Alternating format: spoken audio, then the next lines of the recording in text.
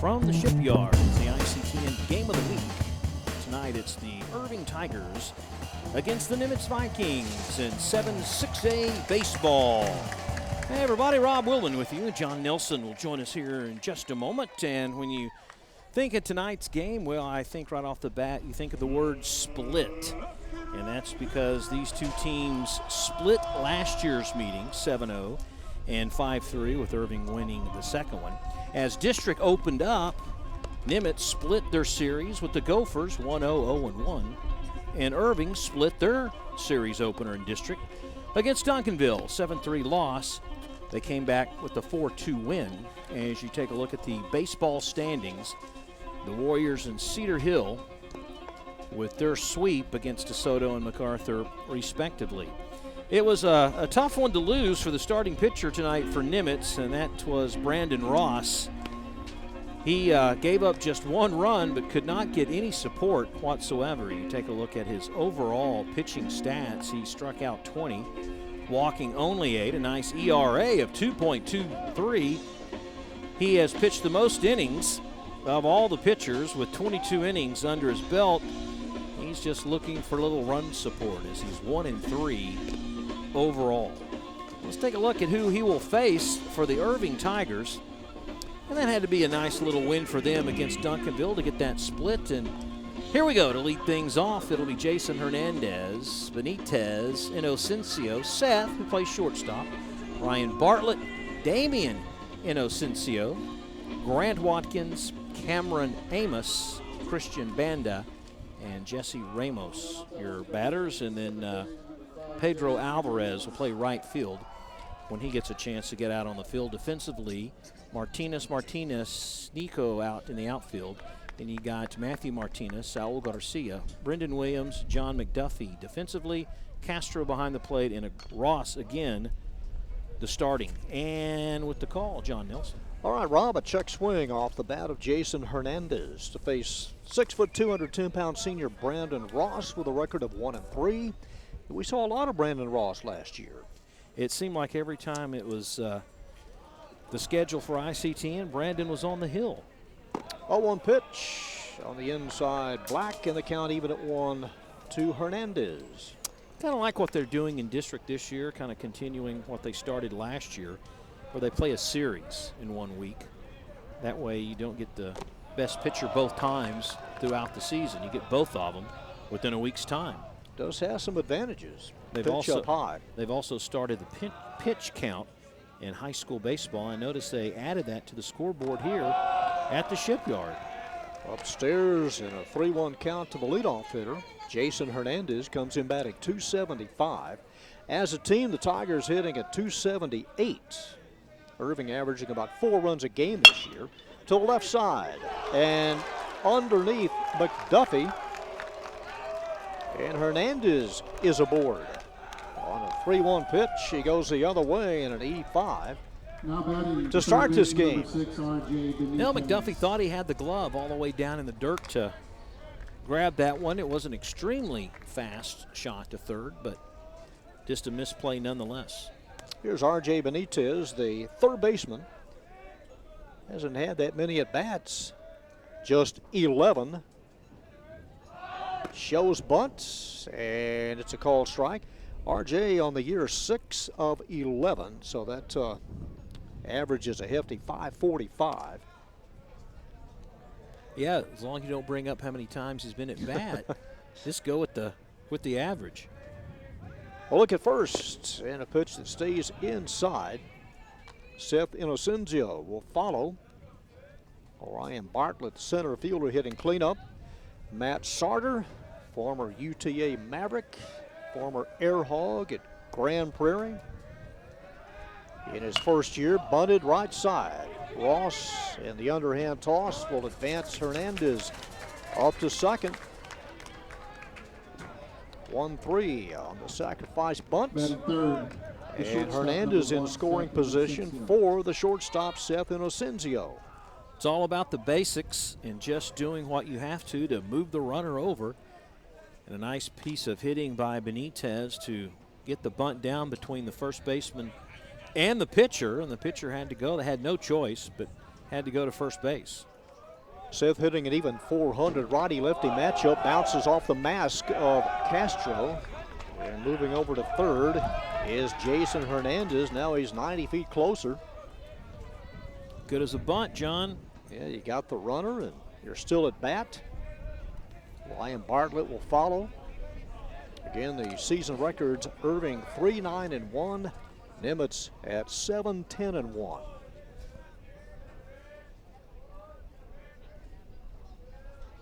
And the right-hander deals and sends one right over the middle. Well, Irving really not wanting to give up a run even this early in the ball game. They've got the infield drawn in right on the edge of the dirt and the grass, trying to cut off the lead runner, the only runner at third. Ross throws. Did he hold up in time? He did check his swing on a pitch up and in, and the count goes at 2-1.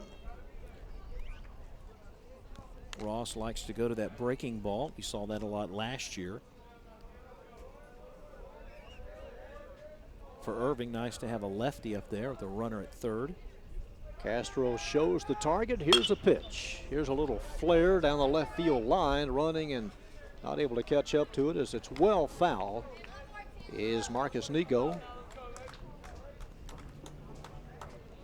Before the first pitch, back when the sun was still above the horizon, we had a lot of wind. It's blowing center to right, but has calmed down considerably, John, since that first pitch.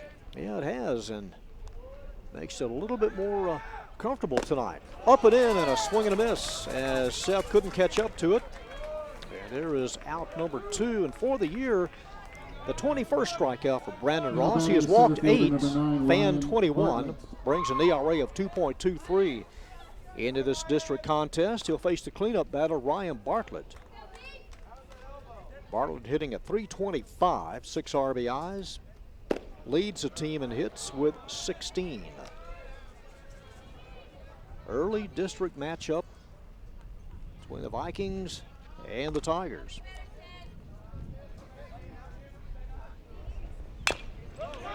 High chop. Ross gloves, throws. It's a one-hopper. It gets away. It'll be an error on Ross as Hernandez scores. And Bartlett able to reach first. So 1-0 in favor of Irving. So that speed comes in handy for Bartlett. Last year he was a leadoff hitter for this team. Just tops it right off the dirt, and Ross, knowing how quickly Bartlett is, tried to come up with it and short hopped it to the first baseman, and Matt Martinez unable to make the grab. So a couple of errors this inning, and here's Damon Inocencio, the first baseman. 1-0 Tigers with a man on first. These two teams split their games last year.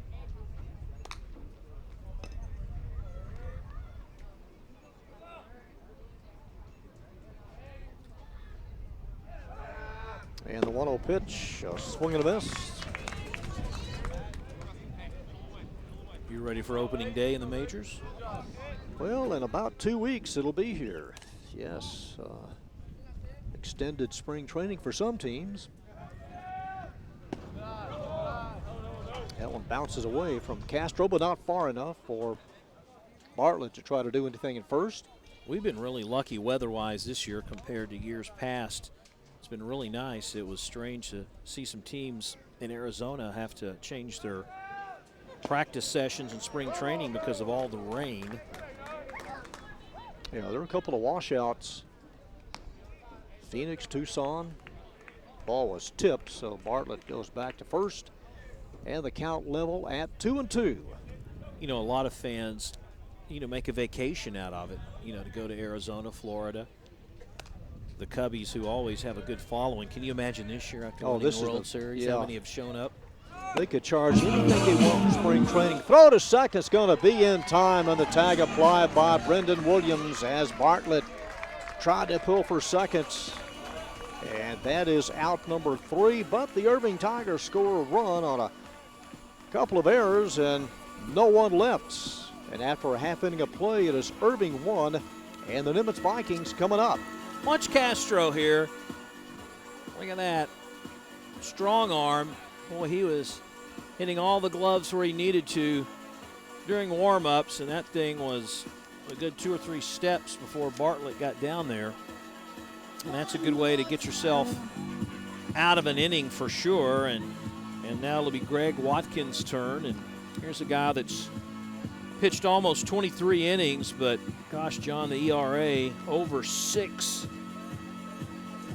as he has struck out 13 and walked 6. And I'm just, looking at the entire roster here of Irving High School. They really haven't found anyone that can keep the guys off home plate. They've given up a lot of runs, over 5 as a team if you throw out their highest. And of course, you get a lot of guys that this is the only time they're going to pitch right before district starts. So that's going to be their mulligan, if you will, their opportunity to show a coach what they can do. And if they can't, they're going to go back to their normal position. Beautiful sunset here in the western sky on this second day of spring. Let's go ahead and take a look at the batting order for the Nimitz Vikings. It's Garcia, Alex Martinez batting second, Brendan Williams third. The catcher, Castro, in the cleanup spot. Brandon Ross at 5. Ian McClure, your DH. John McDuffie, Matthew Martinez, and Marcos Nico batting ninth for the Nimitz Vikings.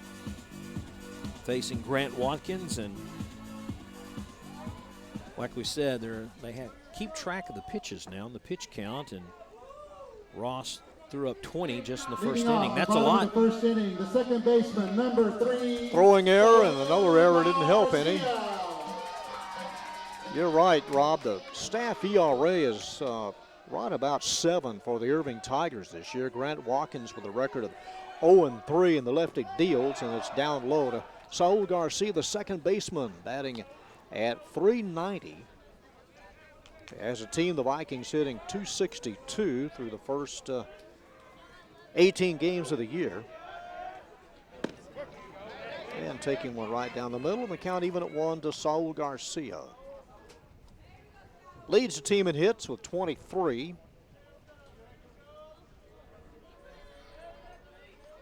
And the 1-1 pitch, sidearm, and stays inside. Last year, this Irving Tiger squad, they had pretty good pitching predominantly through like 5 innings, and then late innings they would always get roughed up pretty good. Two hopper to the third baseman, R.J. Benitez, corner to corner as Garcia is out 5-3. Now batting the right fielder, number 7. Nice shot from up top. Defensively, we'll start with the outfield. Pedro Alvarez in right, Ryan Bartlett in center, Christian Banda in left. The infield, Damian Inocencio at first, Jason Hernandez, Seth Inocencio at short, R.J. Benitez at third. The battery, Watkins the pitcher, and Jesse Ramos is your catcher. Alex Martinez, the right fielder, sends one through the left side on the first pitch served by Watkins. And the first hit of the game for the Nimitz Vikings. Aggressive hitting by the junior, and Batting third, the shortstop. found one right in the wheelhouse and tattooed that for the first base hit for these Vikings.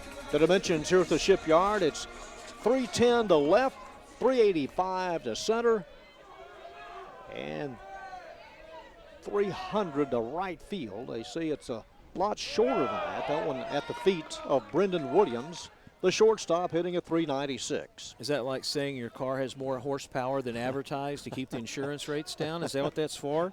That's to been keep done the insurance before, rates hasn't it? down, the homeowner's insurance? Offered down low and held up.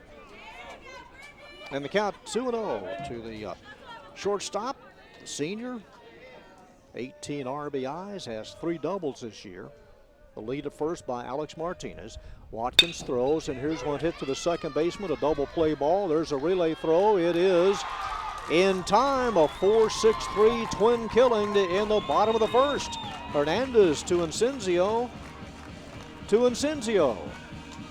And an inning-ending double play, nicely turned by the Irving defense. Boy, watch the shortstop and the second baseman. First of all, the second baseman, Hernandez, with the toss, and Inocencio, boy, he lets go of this one. A rifle shot to his brother.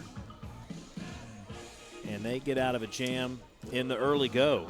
Boy, it's nice to see some good baseball here. One of our favorite places to broadcast from, the wind blowing out to right field. It did change directions about an hour ago. That 15-foot high fence all the way around till you go to right field. You may be able to see it right here. There's the start of the 35-foot high screen in right field.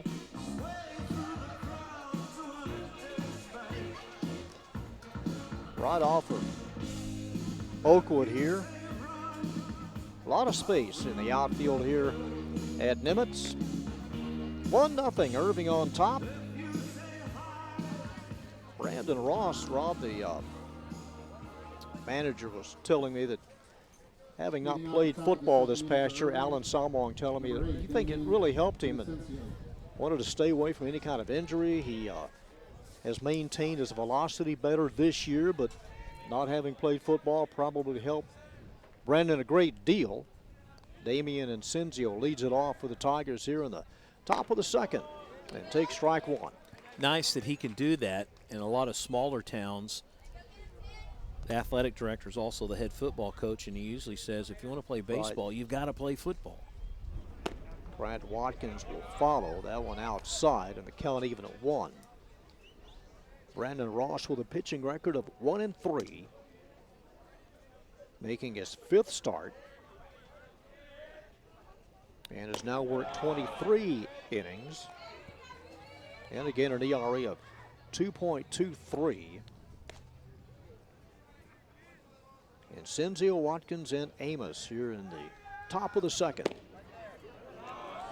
This new rule about pitch count for high school pitchers may work against Ross, I think, because he threw a lot of pitches last year. It seemed like he was always running the count up full. And a swing and a miss by Damian Incenzio. He has 6 RBIs this young season. The District 7 6A matchup. First of 2 between these two squads. This one foul behind us. And the count goes to full. Do you get into the world baseball games? No, I haven't watched one play. Have you watched a highlight? I mean, the season's long enough as it is. Haven't watched one highlight. I did see the pickoff last night, and he deserved to be picked. You know, he acted like he's never been at first base. He's hooping and hollering, and they pick him off. He deserved to be picked off. You thought he was Kinsler. You've singled before in your life. Just, you know, stay close to the bag. Look at the pitch by Ross. Nicely done. Again, it's a 3-2 count. Got him with the hook. That's his bread and butter right there. His second strikeout and the first out of the inning, and now will face his opponent, Grant Watkins.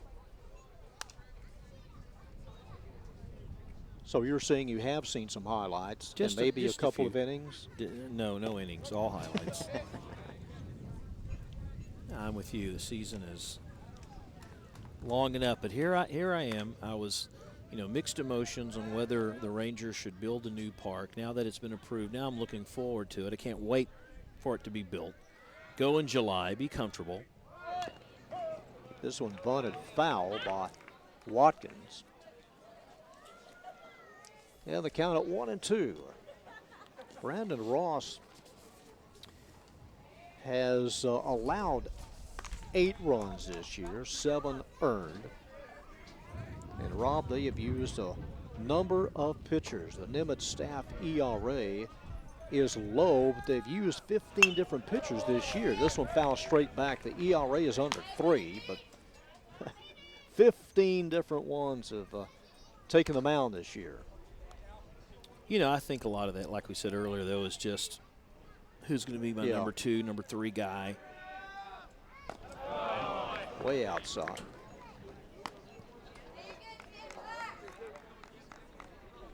Cameron Amos, the DH, on deck. Unlike years past, now they play a lot of tournaments, so that's when you need a lot of arms, a lot of games in a short period of time. Comes over the top, and a call, third strike, and Jacob Castro knew it as he sends it to the third baseman as soon as he made the catch. So a couple of strikeouts by the right-handed senior, Brandon Ross. There's the DH. That's the 12th time now that Watkins has struck out this year. Cameron, the DH, hitting for the right fielder tonight, Pedro Alvarez, where you see his average, his RBIs. Tried to hold up on a breaking pitch low and away. Matt Sarter going through the signs at third base. Also in his first year, a former Irving Tiger.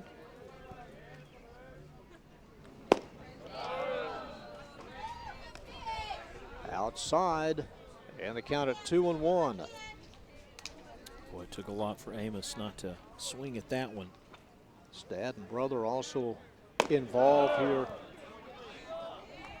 at Irving High, and he was telling me, Allen was telling me earlier tonight, this is the first time that he can remember that two former alums have coached against each other in baseball at the school in which they attended, and a walk for Amos. So a 2-out walk.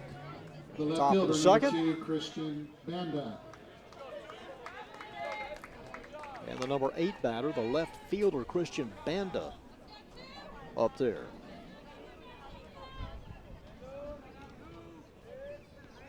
Outfield straight away. Ross will work from the stretch. A little bit up high.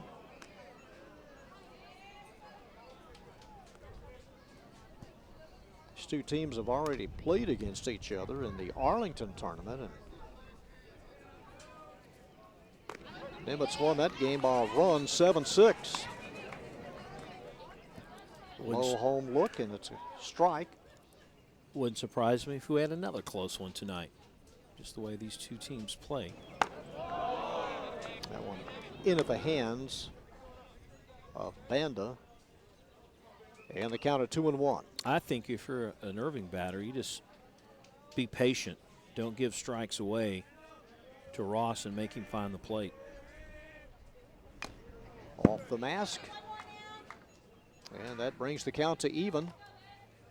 1-0 Irving on top, and a man on first. Being held on by Matthew Martinez. That last pitch was what Ross does best, and that's try to fool him on a breaking ball. In the air and behind us, and well out of play. Probably will find the street. We got a lot of meat on that bat. First 20 inches are pretty thin, and the remaining 13 are pretty full. A wiffle ball bat, the one for a youngster. Well, Brandon Ross strikes out the side. He walked Amos with no damage. Now has 4 strikeouts in the first 2 innings, and for the Irving Tigers, no runs on no hits, no miscues, and a runner left. Middle of the second, still 1-0 in favor of Irving. Yeah, he got him on that breaking pitch. I mean, that's what he does best.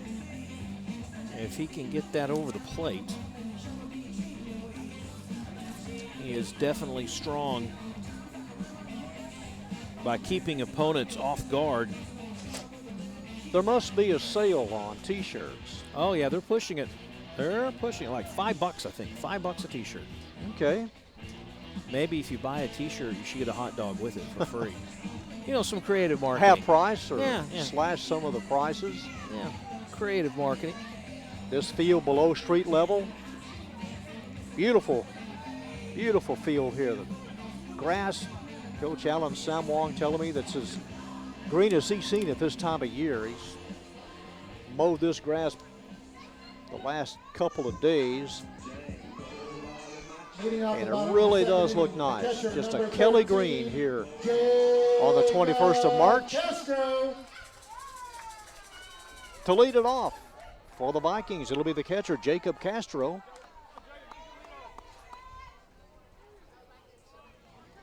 Brandon Ross, and then Ian McClure in the bottom half of the second.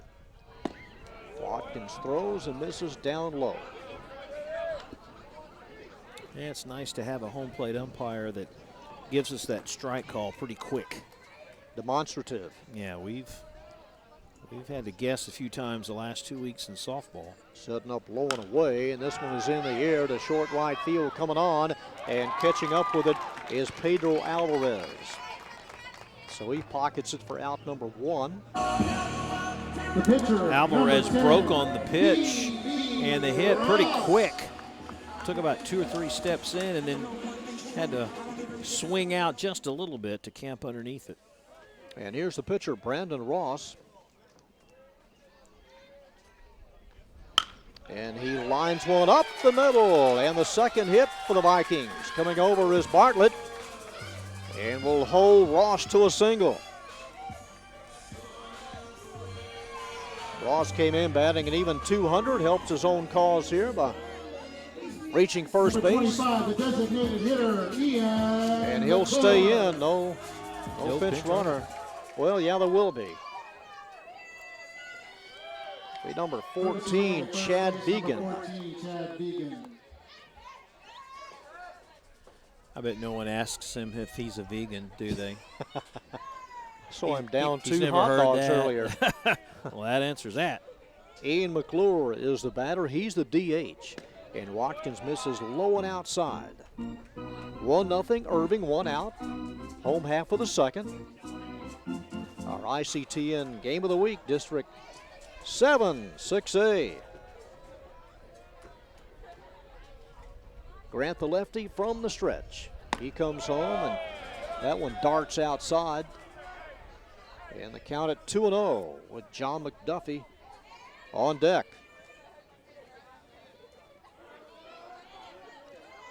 Six seniors, 7 juniors, 4 sophomores, and a freshman for the Nimitz Vikings this year. They got the runner hung out to dry. Egan picked off. And there's out number 2. Alan Somwong. Watch him leaning, John, leaning to his right. Whoops! Just knew he was going home with the pitch. And that's tough for a pinch runner to come off like that. So now 2 outs. Out in front of the pitch is McClure. 1-3 on the pickoff. Ian batting .222 this year.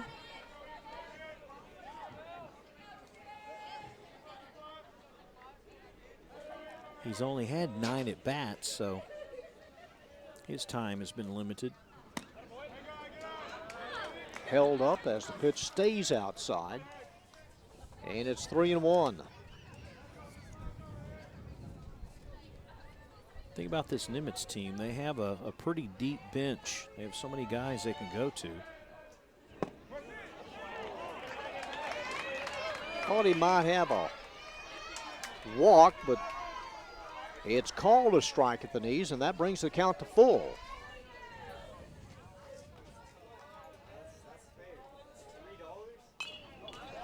This one lined straight back, about a third of the way up the backstop.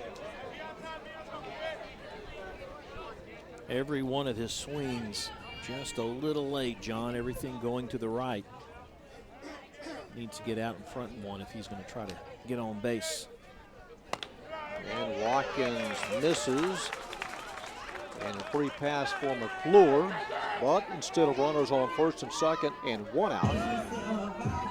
McClure's at first with 2 outs. Coming to bat, the third baseman, Probably number they're going to have a pinch 11, runner. John McDuffie. No new wheels yet. McDuffie, the third baseman, batting. And he'll take one upstairs from Watkins. Maybe the thought process is, well, don't want to use another pinch runner. It's just the bottom of the second. Save it for later. Although you can bring him in and out, so that defeats that philosophy. That's close on the outside, but it's called a ball, and it's 2-0.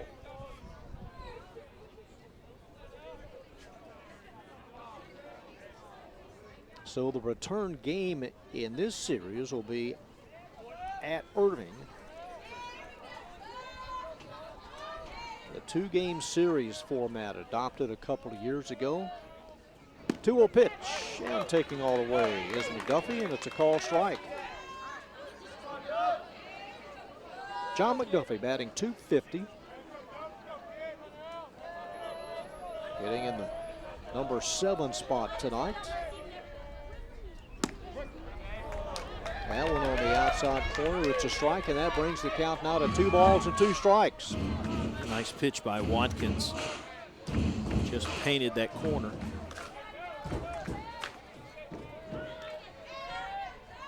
Here it comes. It's a breaking pitch and top foul, third base side. So back to first goes McClure. The Mac boys, McClure and McDuffie in the batting order tonight. And the 2-2 pitch. That one stayed outside all the way. And the count now at full.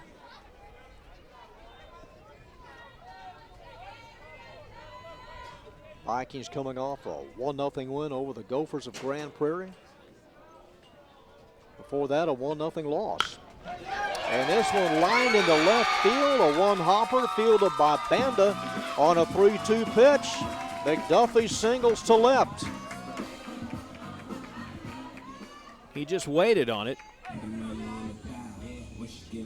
Watch the payoff pitch there. Just came right inside. He pretty much did his Beltray move a little bit there and actually had to go down to get it. But it keeps the inning alive for the Vikings.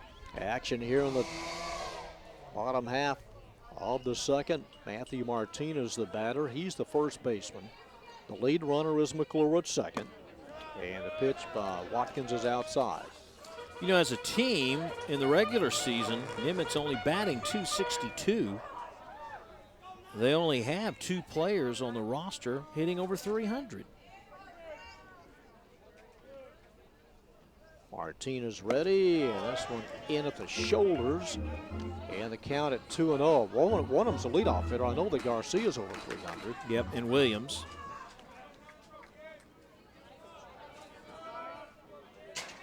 2-0 at the plate. And taken for a strike on the inside corner. So are you ready for the season? Absolutely, bring it on. Till July, then it's like, it's too hot. Watch it on TV.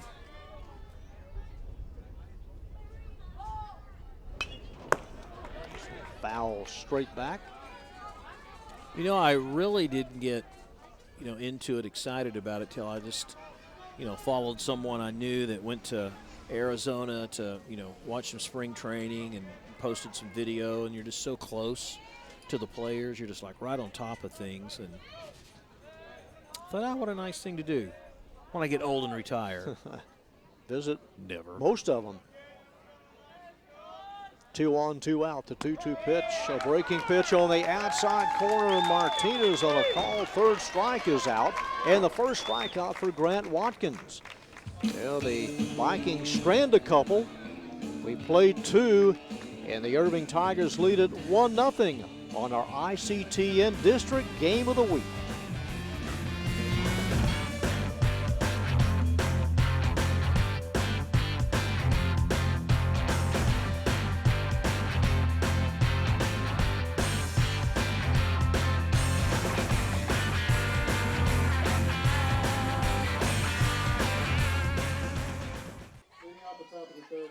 Here at the Shipyard at Nimitz High, the Irving Tigers leading 1-0. And in with the next couple of innings of play-by-play work. Rob Willman. Is it work? No, sir. This is fun. Fun stuff. All right, to lead things off, Jesse Ramos, the catcher, wearing number 7 in their traveling uniforms. Dark black, the gray pants. Against Brandon Ross, who has already thrown 45, make that 46 pitches just in a couple of innings. Running those counts full, but he's only down by 1. Hoping the teammates of his can get the clutch hit to pick up a win tonight at home. That one is fouled off to the right side. After Ramos, we go back to the top of the order, and Jason Hernandez and R.J. Benitez for these Irving Tigers.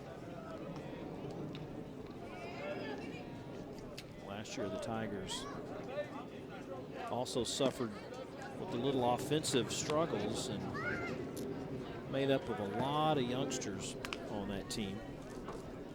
They got a few seniors on the lineup tonight with Seth Inocencio, the shortstop. Bartlett also one of those. This was popped up right field line. First baseman over Matt Martinez. And he makes the catch.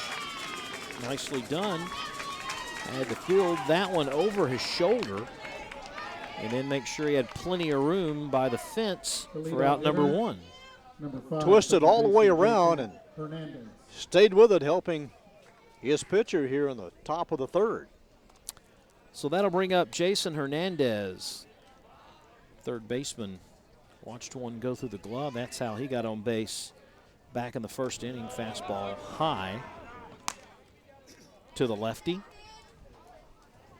Jason has walked 6 times this year, struck out 7, slugging percentage of .375. That's inside.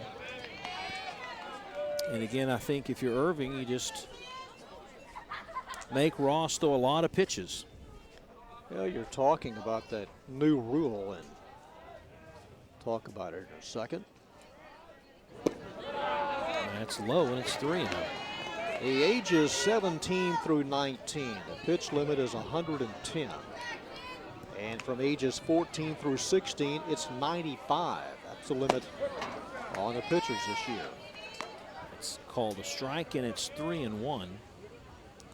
Well, he's at 53 now. He can use them up all tonight or save some and try to bring him out of the pen in their next game. That is ball 4. Okay, the DeSoto Eagles are here. Their team bus just arrived. Did they get lost? I don't know, but there's their bus. Maybe it's a softball team. Maybe they're trying to leave. Second walk given up by Ross. Has 4 strikeouts already, 3 back in the second. But with 1 out, there's a runner at first again for Irving High School. Ross has had his defensive buddies bail him out a few times, caused problems with errors, but have turned around and have made some nice plays as well to get him out of innings. In fact, even Ross has recorded 1 error tonight, but the catcher picked off a runner, and they've done well to keep this down to just 1 run. You know, you brought up a good point, Rob, about the number of pitchings for Ross in the first inning. And, you know, some of the coaches, I'll let this pitch come about here. Benitez, who has a solid average, pops that one straight up. Can the catcher, Castro, get there? Reaches over the dugout. Did not get any love and help from the Irving Tiger players, who stood their ground as he tried to get that glove between the players and the fence. But some of the coaches' railing got in the way here. Yeah, see if the players moved any. Yeah, they just kind of like, one did. One gave him some room, but couldn't stretch long enough to get that. 1-2 now, and Ross ahead of the counts. Not very many times tonight has he been able to work ahead on the count. That one's fouled back to the right. And Benitez, the sophomore, laid down a really nice bunt in the first inning. Has a runner at first again. I don't think they'll call on him with the sack with already 1 out. Although the number 3 hitter is next. Curve ball outside. But some of the coaches, Rob, I mean, the bigger issue, not the total number of pitches, but more like the number of pitches in a single inning. Now, if a kid throws 35 or that many, well, that's a bigger problem. 2-2, hit well. Center fielder can't make it. Going to second with no one covering the bag is Jason Hernandez. Center fielder Vincent Martinez really almost had a shot at doubling up Hernandez at second, as the shortstop Williams did a really good job of trying to fake out the base runner. Ball hit hard up the middle as RJ, now on the year, 7 for 12. Came in batting over 500. So Seth Inocencio, the lefty, up with 2 on, only 1 out. Here in the top of the third, and Ross trying to work out of a little trouble. Incencio struck out swinging in the first.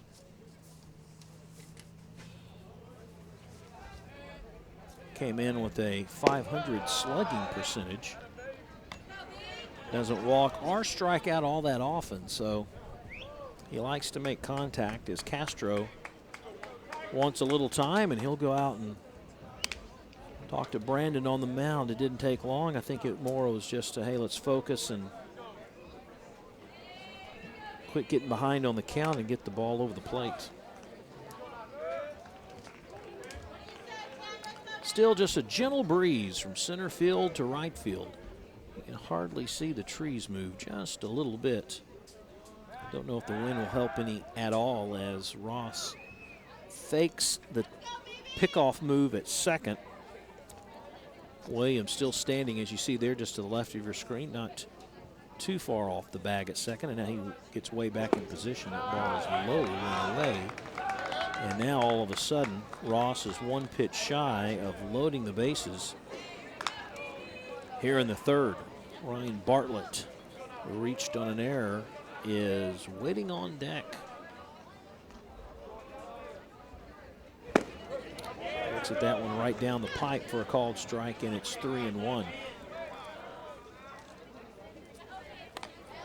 These Vikings, under Robert Mendoza, really started playing well about 4 years ago and making things happen. As you see, ball 4, third walk of the ball game for Ross, second just in this inning alone, and he's going to have a visit from his coach with just one out. Probably twofold here. Number one, calm down his pitcher a little bit, and number two, how he wants his infielders to play and what to do if the ball is hit in a certain way. You know, so many variations and so many options. If it's hit, you know, in the hole at right, go for the easy play. If it's hit hard and right at you, maybe go to home for the force out. A coaching moment. Well, he was an all-district player here back in the early 2000s. Number 4 hitter, center fielder, number 9, Ryan Hartman. So he knows the defensive strategy and reminding him what to do if the ball's hit to you. Eduardo Montevias is warming up in the bullpen as Bartlett steps in. Not one home run has been hit by the Irving Tigers this year, as you take a look at Eduardo warming up. Also, not one player on this Irving team in double digits in RBIs. Bartlett with 6. Slow roller to short. And probably get the lead runner. And that's it. And a run scores. Hernandez comes in with run number 2. Benitez goes to third. Seth Inocencio, a 6-4 force out. And Bartlett is at first. Well, the ball came off the side of the mound. It really slowed things up for Williams. There's a high hop off of the mound, so that really slows things up, or they may have turned to. Just that close at first. It was a friendly hop for Williams, but not a friendly hit for Ross. They did get the force out. That was pretty much their only play. They did what they could. And now there are 2 down, runners at the corner. And Damian Inocencio, the first baseman, steps in. Nice stop by Castro, going low, backhand. Keeps that one from going to the backstop. Pretty good space between home plate and the backstop.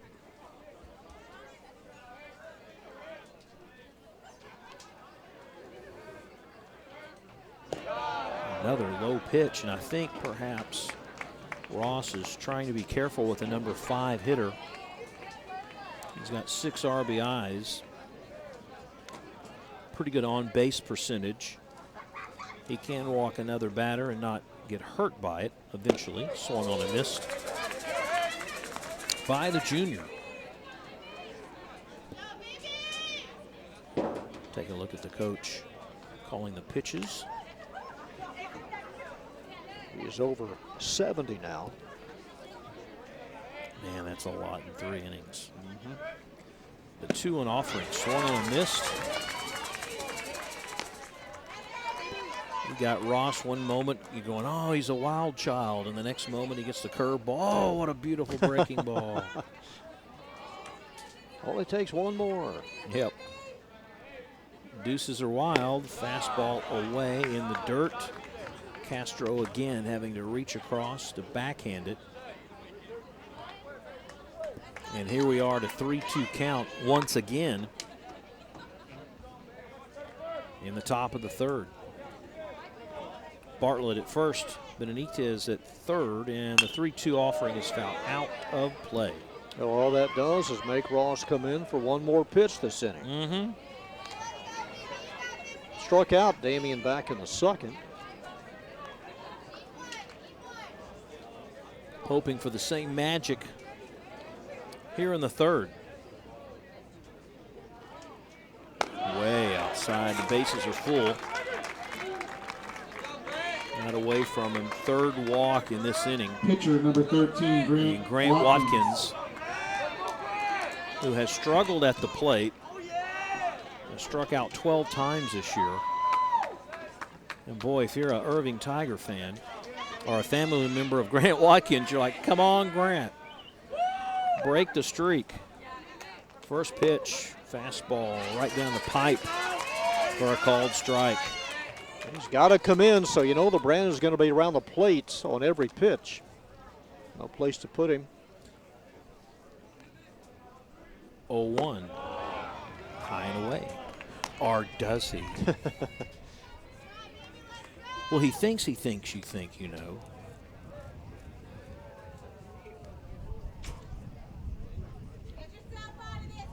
Steps off the rubber. Was almost set, and Grant stepped away. Pitcher to pitcher. Fastball outside. 2-1, so 2 fastballs and a breaking pitch. 1 fastball made it, 1 didn't. With 2 outs, runners will take off on anything. Nice pitch on the outside corner. And it's 2-2. Well, Grant, runners in scoring position. Anything close there, you need to swing. He doesn't swing at that one, and the count is full at 3-2. Grant thinking that was ball 4. Yep. Well, Brandon this year has thrown in the mid-80s, and that's one thing that Coach Alan Salmong is pleased about, but he needs to get out of a jam here. Didn't do it. Walked in a run. Run number 3. Walk number 4. Designated. And the bases stay full. And Salmon, I believe, may come out to Monsavias out of the bullpen. Let's see if he's had enough of Ross. I think he has. And that's going to do it for Ross. He'll leave after throwing 80 pitches. Well, let's talk about Eduardo a little bit. He has pitched just over 11 innings coming in. He's appeared in 8 games. Has 1 save to his record. Given up 7 hits, just 1 run. Coming into pitch number 22. Has struck out 7. Monzalez. Has walked just 1.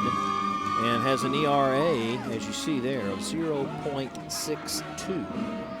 He has hit a couple of batters. And going back into first base, number 10, B.B. Ross. Ross will go to first base. Eduardo, a junior, will have a couple more warm-up tosses. So Brandon Ross goes 2 2/3, responsible for all the runners on base here in the top of the 3rd. Takes his fielding position at first base. Again, the control that haunted Ross.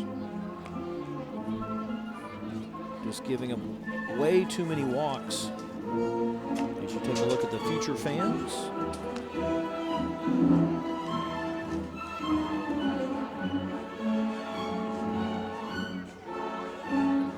So Monsavias Now batting the designated Steps hitter in number and 23, a Cameron Amos.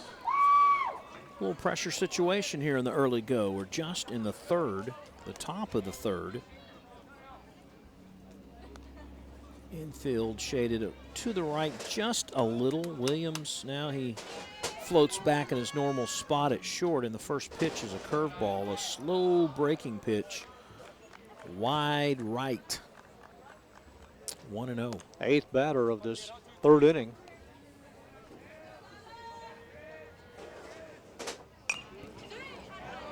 Throwing strikes across there, and the count is even at 1 apiece.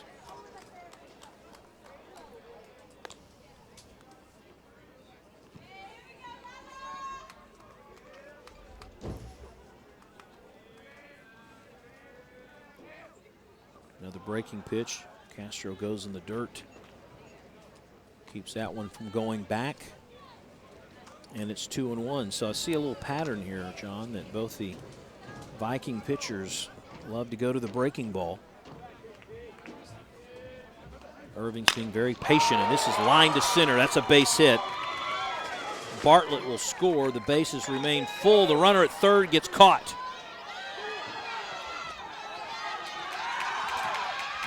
Seth is going to be tagged out, or Damian Inocencio is tagged out on the rundown, but not until Bartlett gets the 4th run of the ball game. And they have a little rundown there at third in the inning, as Amos gets the single and RBI. A couple of runners left on. They had 8 people go to the plate in the third. And the Tigers with a surprising 4-0 lead as we head to the bottom of the third. All right, that run charged to Brandon Ross. It's a bullet to center field of Vincent Martinez. And there's a relay throw by the shortstop, and the runner with a big turn at third. Oh, trying to put on the brakes. And Damian Inocencio run down, and the tag applied by Brendan Williams. But not before the Tigers add to their total with a run on a couple of hits. Both of these teams have had 6-game losing streaks this year.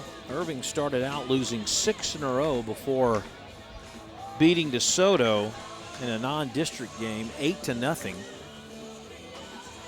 Nimitz started out 2-1, and then they dropped 6 in a row before they defeated Haltom 5-1 to break that skid. So both teams experiencing some tumultuous times where they've had trouble picking up wins. But now's the time of year that they really count, and that's when you go into the district play. And we go to Marcos Nigo, the left fielder, the sophomore, the number 9 hitter, and then back to the top of the order against Grant Watkins, who finds himself on top 4-0. We don't have to worry about that pitch count, John, since Ross has since been replaced. And he did have some high numbers. 3 runs on a couple of hits that inning. Just the walks. Walks will kill you every time. Ball sliced to right, out of play. So now if you're Watkins, I think you can be a little bit more liberal with your pitches. You don't have to be so precise. Control, again, is the key. Don't want to walk anybody, but I think every now and then you can throw that one down the middle to see what happens. That was not down the middle. That was the opposite of down the middle. And it's 2-1. All those runs charged to Brandon Ross. Gave up just 1 hit, struck out 4, walked 5, and had a wild pitch. 4 runs charged to Brandon Ross, who came in with a pitching record of 1-3.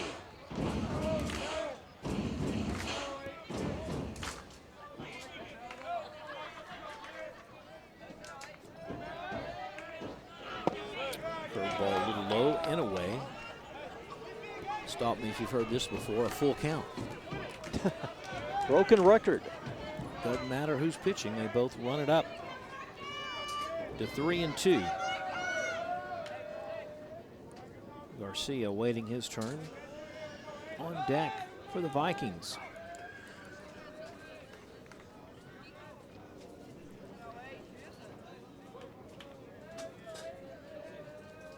Watkins really taking his time between pitches. A curveball got him on the fist, but he was able to get just enough of that to foul it back. For Nico, it was just a matter of being patient. That curveball, I think, running in on the handles confused him there for a second. It was a late swing, but just enough to get something on it. Another 3-2, another foul. That one was high and tight, but Marcus is doing a good job of staying alive. We'll be back here at Nimitz on the 25th of April for the Viking Cardinal contest. Mack and Nimitz. Next time we'll be back here at the Shipyard.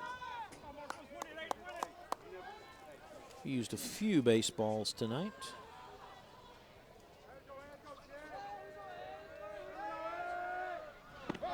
Oh, pretty pitch. Just drops it in over the outside corner, and the last two batters are struck out. Martinez ended the second, and Nigo starts the third with a strikeout. Boy, did such a good job of staying alive, but boy, that breaking pitch just froze him in his tracks. Top of the order, Saul Garcia grounded out to third back in the first. His second time up tonight. He came in batting at 390. One of the two hitters over 300. Hits that one well to center. Bartlett coming in though. Has it in range. And there are two down. With Alex Martinez, the junior right fielder. He singled on the first pitch in the bottom of the first. Watch where he likes to stand in that box. That left leg back a little bit. The staggered look. He fakes everyone with the bunt. Watkins off the mound very quickly and does a nice job of getting the runner over at first. And the inning is over. 3 up, 3 down for the Vikings. And we go to the fourth. Just like that, these Irving Tigers with shutout ball 4-0 against their rivals, the Nimitz Vikings. You know, the Tigers started the year losing their first 6 games. They opened up the season losing to the New Diana Eagles, and then they played the Van Vandals. The Van Vandals. The Van Vandals, who I believe the only Dallas Cowboy to come out of there was Todd Fowler, way back in the 90s. His dad was a head coach at Van. Back when I worked in East Texas, it was always Van's Todd Fowler. Now, was that 3A? Were they 3A then? Yes. Red and white were their colors, the Vandals. All right, as we go to the fourth, it'll be the left fielder, Banda.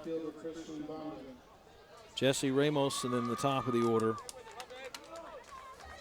here in the top of the fourth. Fastball, first pitch swinging is Banda.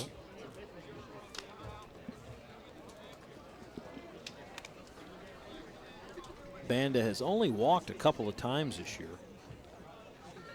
He is the number 8 hitter. Oh, beautiful curveball there. Had him guessing.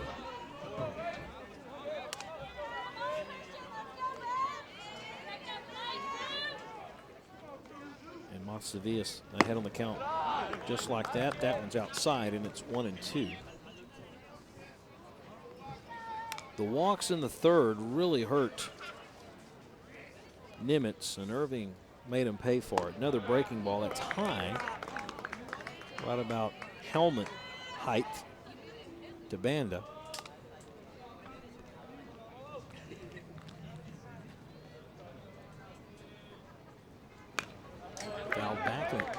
at 2-2. And a high school coach tell me about a couple of things, the keys to winning games. He said, always get the leadoff batter, and your odds of winning will improve greatly. And the other is keep the walks to a minimum. You can just do those two things, and you can improve your one-loss record by the end of the year. Yeah, it's amazing the little things like that at the end add up to victories. If everything else stays in check.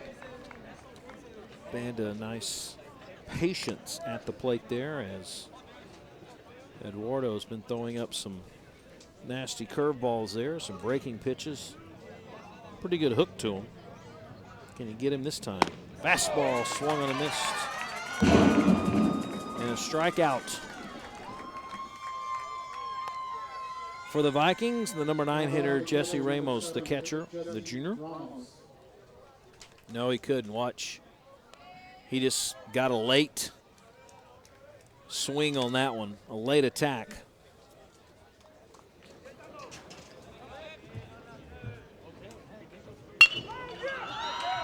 Garcia swung at the first pitch. 2 down. Nice pickup by Garcia, who drops to an E and a short toss over to Martinez. This mound looks really high. I mean, this looks about 14 inches high, doesn't it? A tall mound. Yeah, it's not a gradual look to it. It's like just right around the pitching rubber. It really seems to get some height, and then all of a sudden it just falls off for about a foot or two around it. Looks like mulch on TV. It's not. Little looper, third baseline. Can McDuffie get to it? No, he can't. It's a long run. Watch that bare hand on the fence there. Use the protective one. Throw back gets away from the pitcher. Boy, nothing irritates a coach like trying to throw the ball back in play and it overthrows a player. Had a coach make us run extra laps if we couldn't throw it around the infield after a strikeout or something. Hey, I didn't say we were good. Y'all must have been. I didn't say we were good. Outside 2-1.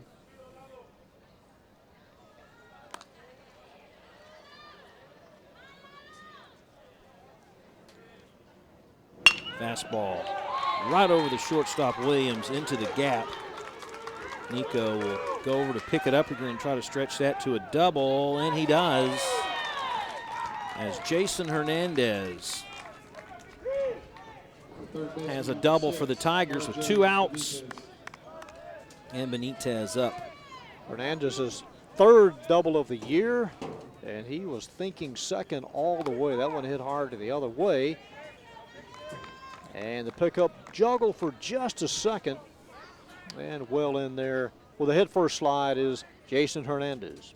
So a 2-out double. Benitez singled and scored the 3rd run. Number 2 hitter laid down a nice bunt back in the 1st. Trying to add more runs for his Tigers. Fastball right down the pipe, and it's 1-1. Like a lot of pitchers that have good breaking ball, it makes the fastball look that much faster. May not be, but when you're looking for an off speed, when they do try to blow one past you, it seems to be faster than normal. That one missed its mark at 2-1. Scheduled for 7. JV game was over a little earlier as the Nimitz JV won handily. 10-run ruled Irving. Fastball right up down the right field line. Can Martinez get to it? He does. And that will end the inning. So they survive the double.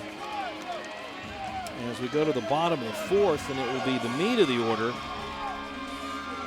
for Nimitz. Alex Martinez had to run a long way for that one and able to catch up with it. in foul ground. So that helps a little bit. No further damage done, but still trailing 4-0. The Vikings have been shut out 4 times this year and still looking for a run. Well, as we take a look at Grant Watkins' warm-up, remind everybody about the Bob Berry All Sports Award. Through 7 sports, MacArthur leads. Nimitz and Irving right there, but let's wait for these spring sports to play out, and I think maybe Nimitz and Irving will make a move. You've been chirping about that for a while. Wait I have. till these Chirp, spring chirp. sports are final. That is seasonal. A chirp is part of spring when you hear the birds come out, and I've seen plenty of them. Beautiful spring evening. Second day of spring. Clocks were turned back last week. Forward. Or moved ahead last week. I mean, who couldn't enjoy a game at the park here at Nimitz, the Shipyard, play great music, a little Poison they threw out over the loudspeakers, good old rock and roll, good food. Good company. There you go. Stay a while. Stay through 7, then go home.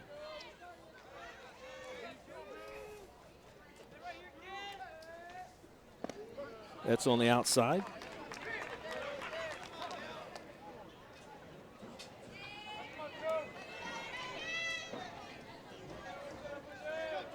Oh, 1 pitch to Williams. And that hit him right on the shoulder. He says, I will take it. We need some base runners. Brendan will attend New Mexico State next year.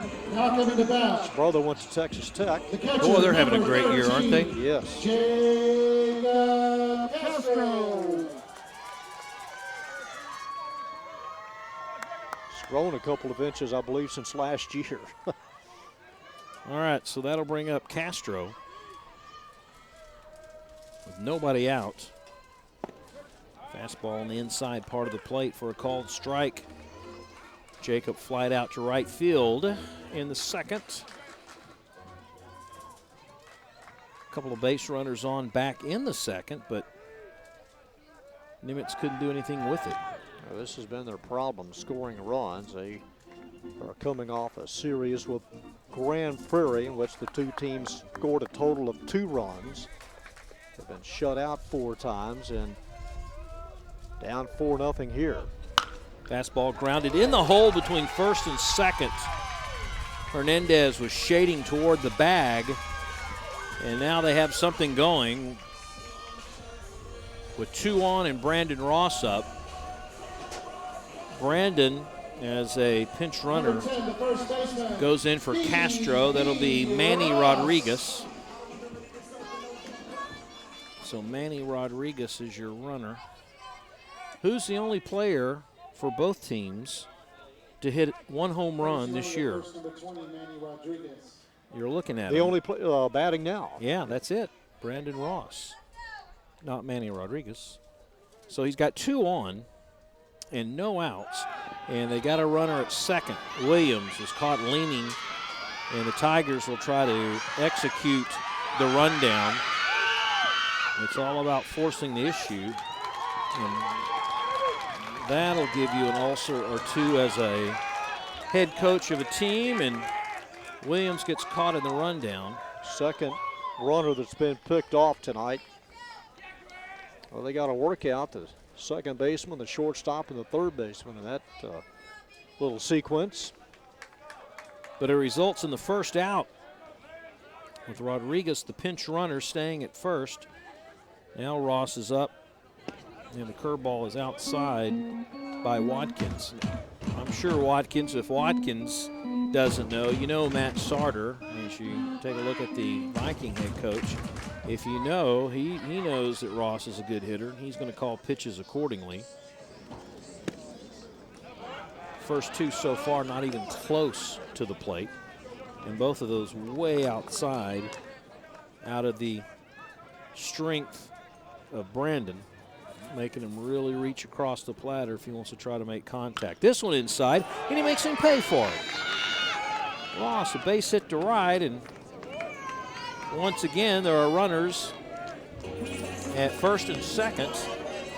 Now batting, One the out, designated hitter, and Ian number McClure, the 7, DH. Last two hitters have gone the other way. Castro and Ross to right field. McClure with 1 RBI this season would love to add to that total with runners at first and second, only 1 down, his team down here in the 4th. Fastball kind of curved in a little bit, maybe a slider, over for a strike, and it's 0-1.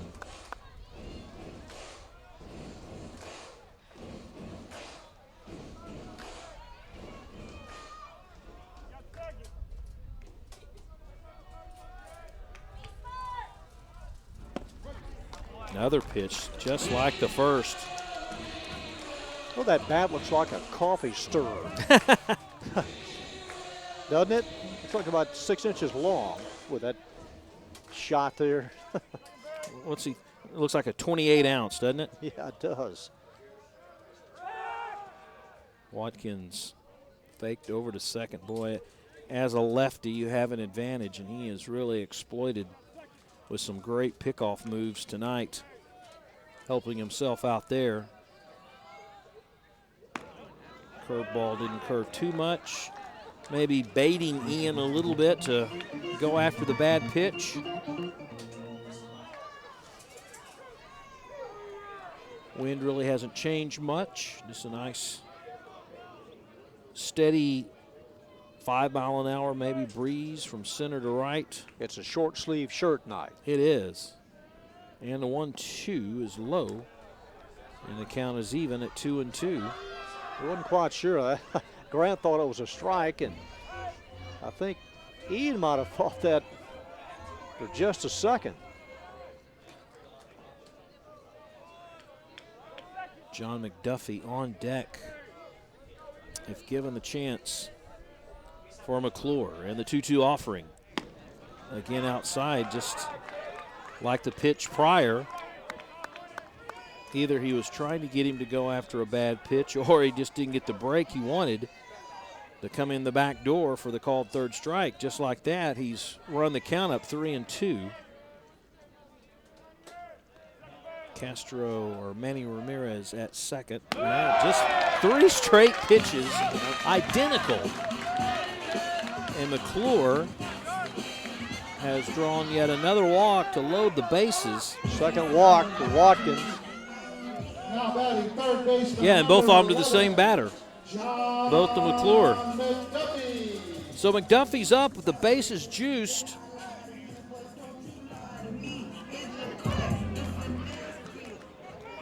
One swing of the bat and we could tie this game up. Only 1 down. How will the Tigers play it defensively? Well, the first baseman is in a little bit on the lip. Third baseman even, as you see there, with the bag at third. First offering, fastball in tight for a ball. I guess he was afraid of McClure's strength. Never really challenged him after getting ahead on the count 0-2 and coming inside just like he did there against McDuffie. That is low, and that is 5 straight balls that has been offered up by Watkins. Just crazy how that works in baseball. A pitcher could just be zipping right along, and then all of a sudden they get in a funk and they can't find the plate. 2-0. That is outside, ball 3. And McDuffie says, okay, 1 more and I'll have an RBI. Absolutely, I would be taking all the way.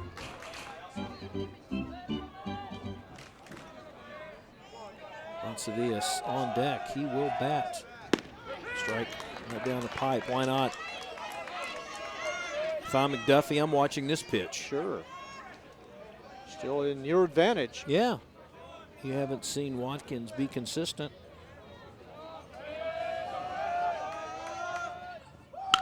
Right up the middle. Base hit into center field. Castro or Ramirez is in. Ross stays at third. He gets past the cutoff. But the Vikings get on the board. McDuffie is now 2 for 2. an RBI there. And for McDuffie, that is his 8th RBI of the season. And he got all of this one, and Bartlett has to he saw that hit the lip. And a nice throw in, a one hopper to Ramos. And the Vikings are on the board. All right, so Montsevilla steps in. He is looking for his first hit of the season. Goes to right field. Alvarez will watch it fall in front of him. It's now 4-2. A single, an RBI. And for Eduardo, that's the first of both. Why not pick it up now, Mr. Nelson? Well, the right fielder Alvarez tried to put the fake here, held up both hands as if to say, I've got it all the way, having an idea that he'd have to make the catch on one hop, and he did, trying to deke the runners. But the lead now has been cut in half. And Vegan will go to first base as a pinch runner. Courtesy running at first base, number 14, Chad Vegan. So Vegan's at first. Coming up to bat, McClure at third, McDuffie at second. Bases are still juiced. Only one out. Marcos Nico is up. The left fielder, the sophomore, looked at a called third strike.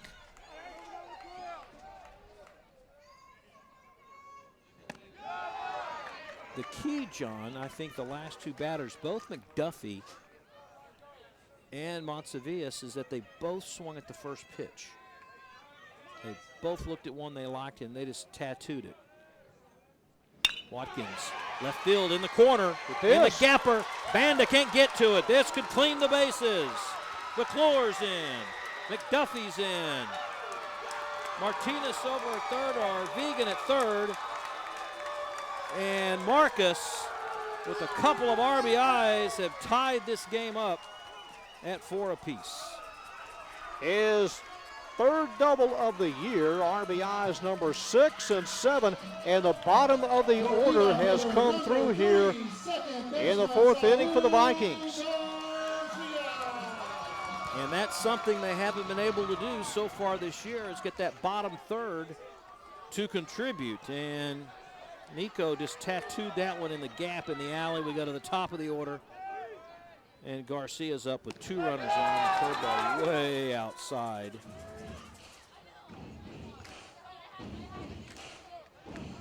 Five base hits in this inning for the Vikings. Runners at second and third. Curveball right over for a strike again. Just one out.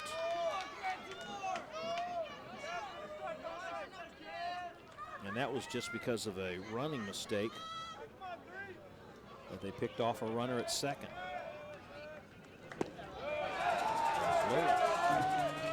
Alex Martinez on deck. He would be the number 9 hitter of this fourth inning.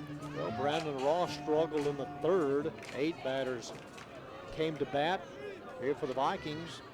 8 facing Watkins. Outside, 3-1. Boy, a breeze feels good coming in the press box. Action in the Irving bullpen. That is ball 4, bases loaded. How long will Coach Sarter stick with his starter? Well, not long. This may be the answer here, as he's taking a long walk, and yes, he's going to call to the bullpen.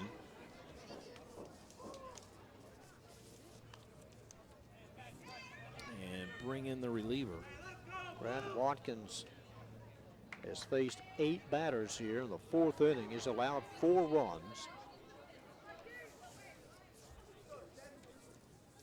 And coming on, Trevor Geiger, perhaps. number 3. Geiger, a senior. So both starting pitchers will not be around to see the finish. Well, it won't be Geiger. I'm sorry, it's R.J. Benitez who comes in from third base. Yes. I did see Geiger come on. He did. He's going to go at third, I believe.